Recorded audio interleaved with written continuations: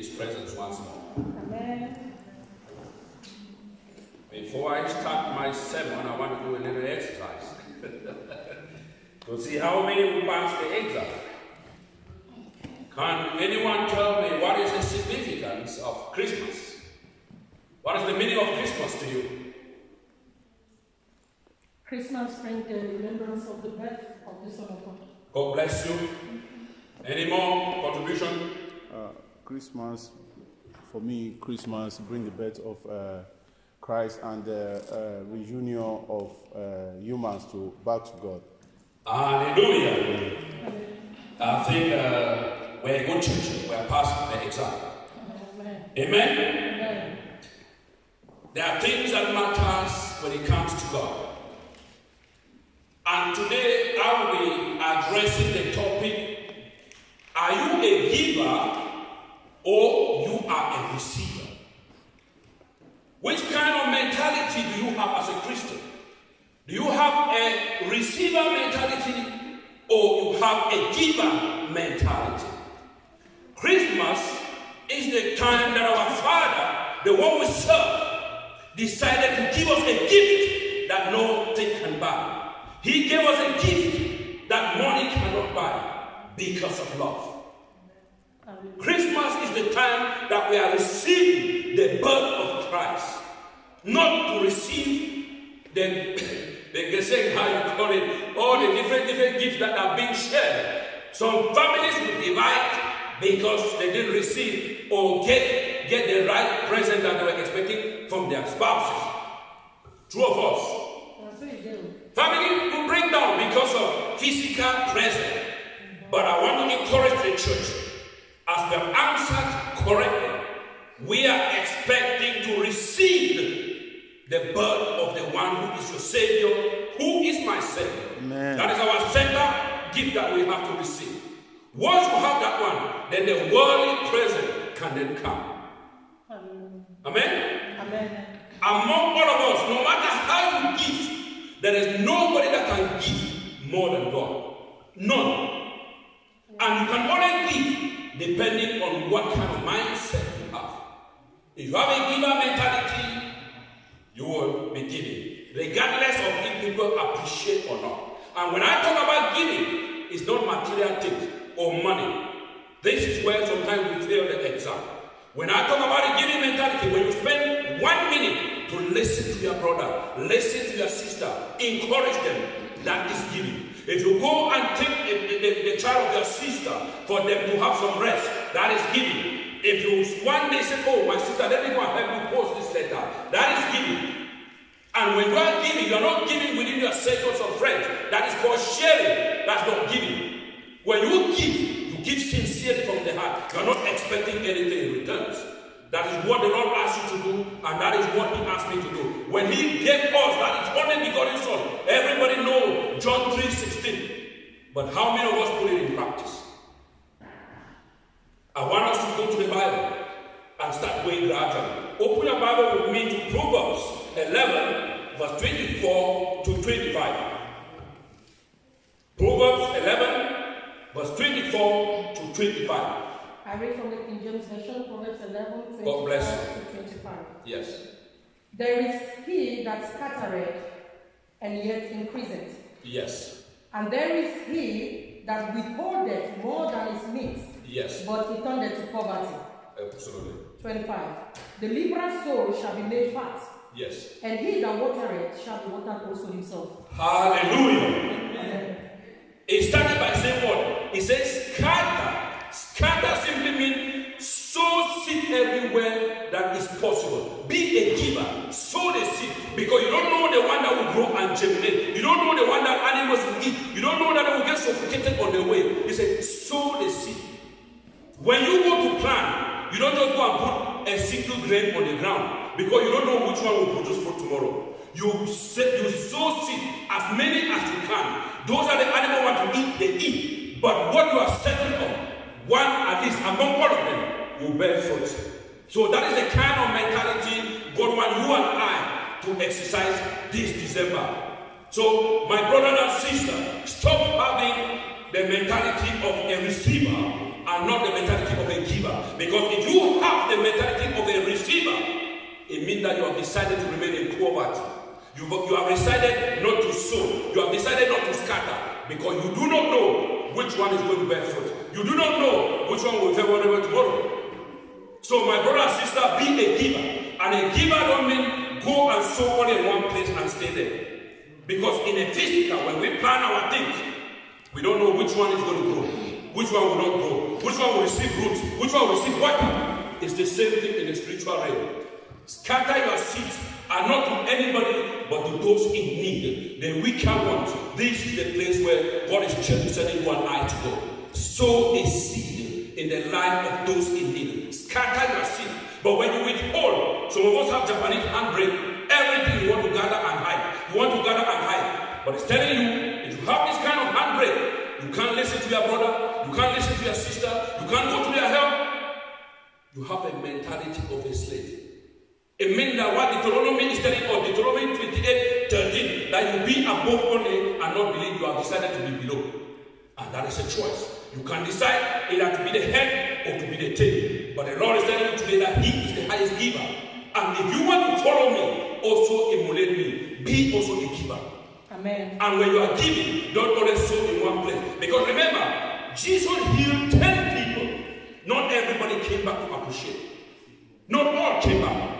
You will do good to some people. Not all will come back. But that shouldn't discourage you to be a giver. That shouldn't stop you to continue doing what you are doing. You have been called for that purpose. Do it, my brother and sister. And you will not regret. It said you will increase as you scatter. It didn't say when you withhold it, you will increase. No. You see, in life, people believe that, oh, if I have everything alone, people come and say, oh, yes, ma'am, yes, sir, I have arrived. You have failed very woefully. Your richness is not what you have in your bank account. Your richness is not the amount of houses you have on that area. You are great based on the number of people you have put smile in their faces. So let us change our mentality today, my brothers and sisters. I'm encouraging the church. Let us turn to Acts of Apostles 20, verse 35. Acts of Apostles 20, verses 35. I read Acts of Apostles, chapter 20, verse 35. Verse 35. Yes. It says, I have showed you all things. Yes. How that so laboring ye ought to support the weak. Yes. And to remember the words of our Lord Jesus, how he said, it is more blessed to give than to receive. Hallelujah. Amen. Did Jesus say it's good to gather all and keep and then you'll be blessed? He said it is more blessed to give than to receive. Why? Because when you bless people, they are your assets. When you are in time of need, you need people. You don't need all those things that you have gathered and kept. That thing cannot help you. There are some people that say they prefer to keep their dogs at their car. I'm not against it. But know that in time of distress, that dog cannot talk to you. That dog cannot call the ambulance to save you. Human being will be there for you. So we have to change our mindset. Understand the Bible principle. Live according to the Master. When Jesus came, what was he doing? Everywhere he went, he was doing good. What was he doing? He was giving. He was not receiving. So if we are following Christ, we should have a giver mentality. If you look at Abraham, he had a giver mentality. The only child God blessed him with. At an old age, he was ready to give it to God. Why? He trusted God for provision. Those who are stingy, they don't trust God for provision. Like the man who had one talent, he said God wants to reap where God did not sow. That is the kind of mindset. Those who are stingy, they look at, but that is leading you to poverty. But those who have the giver mentality, they give without reservation because God will provide. Whether you know what will happen tomorrow or not, that's not your business because God knows. But when you want to calculate everything on earth by yourself, it means you have replaced God now. You are the one on the throne. You calculate everything how you work, but you are making a mistake.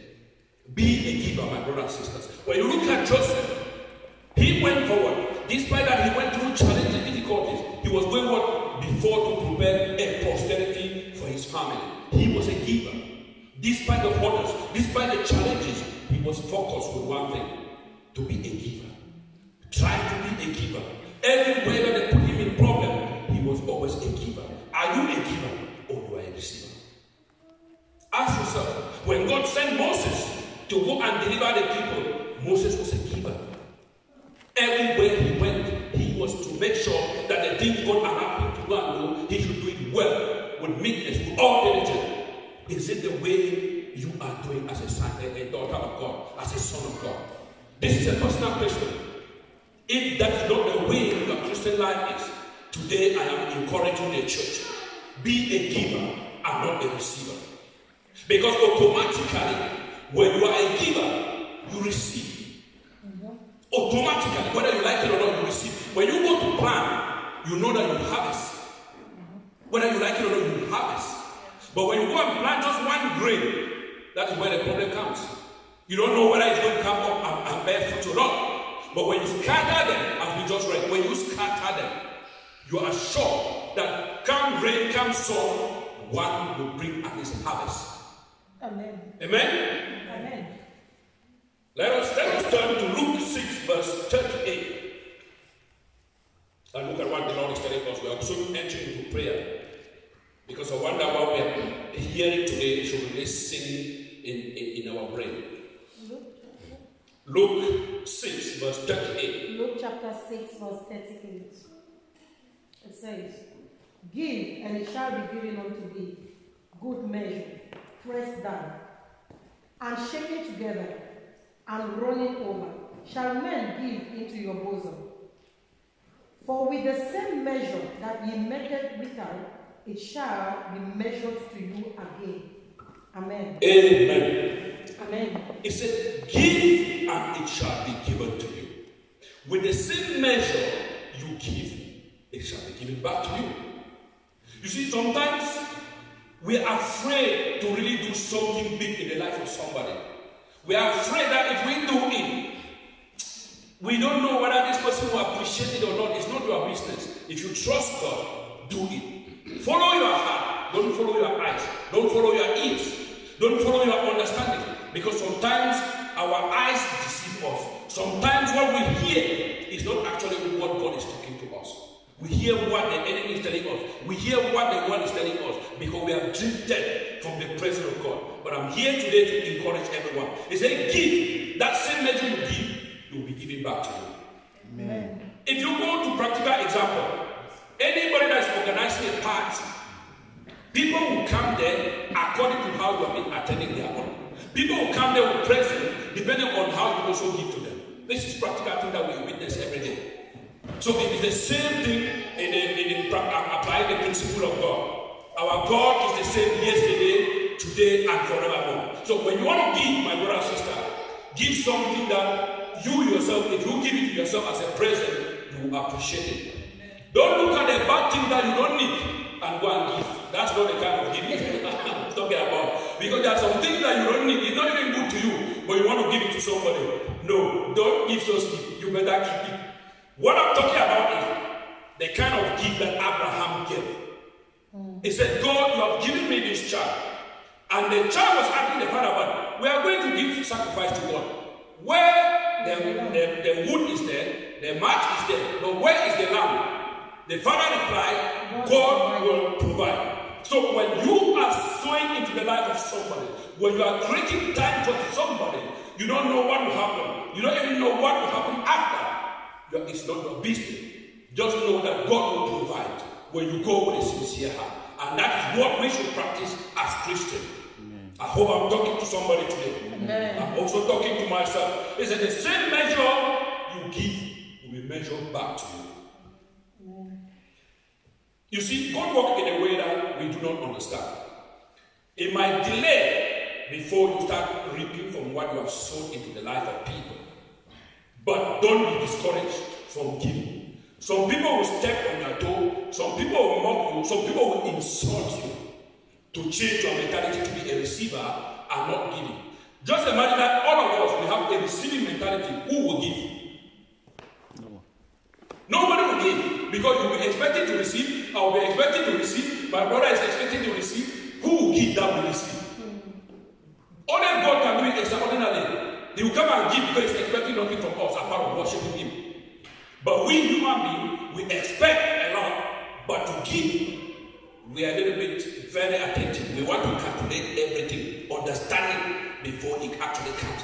No. As from today, if you want to excel from now so that your descendant will benefit from it, be a giver. Amen. Have a giver mentality. Amen. And you never regret it. Amen. I'm going to give you some of the reasons why you should be a giver. The first one is giving always results to receiving. Amen. When you always give, you always receive. When you always plan something, you always have something. It's practical. And then the second one, giving is trusting God to provide. When you give, because the one that you had before, it was God that made the provision. So if you give again, continue giving, God will then give you more, you also give. But when you withhold the little that He has given to you, why should He give you more if you don't want to share? So that's the question. If you want to excel in life, have a giving mentality. Amen. And then the next point is, you will attract positive things in your life. When you give, my brothers and sisters, there's some certain joy you have in you. When you see those people smiling, you see happiness in the face of those people that maybe they were in misery. Maybe you just listen to your sister that was crying, you console her, you see that she is calm. Or your brother that was in trouble, he is calm. You get some joy that you cannot buy with money. So try to attract positivity in your life by giving. Amen? Amen. And the next point is, you will create a healthy relationship. This is permanent.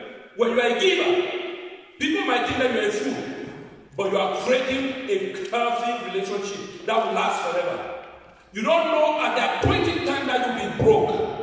That's when those people will step in from nowhere. Because God works in a place you don't know, I don't know. But there's some times that when you get to some challenges, God will just surface from nowhere. I was taking care of kids in secondary school. I did not know where those kids are going to go. One day, I had to go and travel in one city to take my flight very early at 5 o'clock. And then I called one of my juniors in school. He told me that, look, my house is your house. Why? Because of the seed I sowed many years ago. I didn't know where we were going to be. And when I visited his brother, he gave me his bed and said, people sleep on the floor. It came unexpectedly. But I did it without knowing that one day I will reap something. So it made that one. I had a healthy relationship with him. I also received an unexpected benefit. So let us have a giving mentality. The next one is what? It will attract success in your life.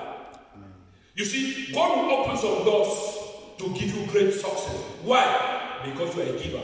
You are going to do multiplication effect. You are going to affect other lives positively. But when you have this negative mentality of always receiving, thinking that you are smart, when people come around to ask for help, your phone is switched off, or you see them, you dodge, you take a different place. My brother and sister, know that you are playing with a dead person. God doesn't joke. God doesn't joke. When you want to improve your life on earth here, do it now. Have a giving mentality. People, if there will be life after now, wait and get there first. First, leave the principle here. Because some people say, oh, you can live poor on earth and enjoy eternity. Who have been there? Who have been into eternity telling us how it will look like there? Nobody. So let nobody deceive you. Start enjoying eternity here on earth. Live a life as a daughter and a son of a king of kings. Amen. I don't understand sometimes. They say, oh, you can live this kind of life because you don't want to go to prosperity. You don't want to do this, that. Prosperity goes where it's not good. It depends on the way you look at it. God is not poor. God is rich in everything. And you don't take shortcut to riches because you want to bless people. Abraham is a good example. When he got all the riches, when they captured, he said, no, I am not going to take anything because if I take it, you will boast that you made me rich. But I know that my God is going to make me rich. Your God is going to make you rich. My God is going to make me rich. We are not going to take shortcut to riches, but we are going to follow the principle. When we are a giver, automatically we attract success. We attract wealth. It doesn't fall from heaven. These are practical things that we have to put in action. And then when you are a giver, you are helping yourself, you are not helping anybody. When you come to my assistance, it's not because you want to help me, it's because you want to help yourself. That's the truth. When somebody is mourning somebody, you go there. It's not because you love that person, it's because you love yourself. Tomorrow will be your turn. Tomorrow will be my turn. So let us have a giver mentality, not a receiver mentality. Amen. We have been so lost with the things of the world. Every little thing we want to keep it, protect it, guide it. You are living now, my brother. Today is the day the Lord has given to you. He has given to me. Whether tomorrow will come, you don't know, I don't know. And then we're always shifting things. If you have to help me now, not tomorrow. Tomorrow will come with its own challenges. Tomorrow is coming with different things. So why postpone it? If you want to help me now, you know I need help me now, not tomorrow. Tomorrow is coming with a total different thing. Even you that you are planning to help, tomorrow might come and bring you down. The things you were planning to do, you will not do it. So if you can do it now, do it now. When God wanted to rescue us, He did it immediately. He didn't wait for us to do something before He sent His Son to die for you and to die for me. Sometimes we say we are Christians, we believe and we understand, but our mindset as Christian, our lifestyle as Christian, show that we are not yet open to be used by God to do His work. Because if you leave yourself free for God to use you, you have a giver mentality automatically. Because God is the highest giver. He is the first giver. From the beginning, when God created man, He did what? He gave man a woman. He was the first giver to help man so that he should not be alone. To guide man, to make man complete. But what are we doing today? Even the wife you marry at home, you don't even take care of the woman. You cannot even give. If your wife, 1 cent to come out of your pocket as a man is a problem. There must be 5 before €1 will come out. On the other side, the woman, they say, when the €1 is not coming out, the woman turns now a tiger at home or a tigress at home. You'll be looking at the husband. You are no longer a giver. Even to pass through to your husband is another big trouble. They say, you go to the pot. I'm no longer serving you. These are the things, the mentality that we have. So I pray today that as we listen to the message, let God change and transform us. Let us be a giver. Let us be a giver and not a receiver. Amen. So as I was talking, we see in many homes that this mentality of only receiving have destroyed so many homes. Because if couples understand that they have to be giving to one another, it's automatic. Your husband will automatically be giving. You know that it's his responsibility. And on the other hand, the wife will also be giving because she knows it's my responsibility.